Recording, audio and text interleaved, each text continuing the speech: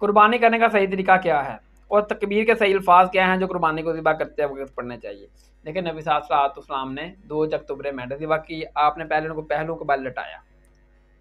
پھر آپ نے دائیں ہاتھ میں چھری پکڑی، پھر تکبیر پڑھی بسم اللہ واللہ اکبر، اور ایک اور الفاظ ملتے ہیں بسم اللہ اللہم تقبل من محمد و آل محمد و من امتی محمد صرف بسم اللہ کہہ دینا بھی یہ تکبیر ہے،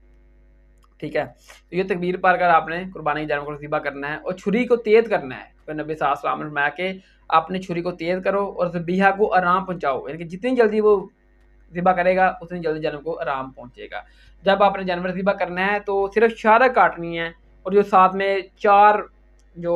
ہوتی ہیں وہ نالیاں وہ کاٹنی ہیں، حرام مغز نہیں کاٹنا، منکنا نہیں توڑنا۔ جب آپ منکنا توڑتے ہیں حرام مغز کاٹتے ہیں نا تو پھر کچھ خون تو نکل جاتا ہے لیکن کچھ خون ابھی گوشت میں یہ باقی رہ جاتا ہے،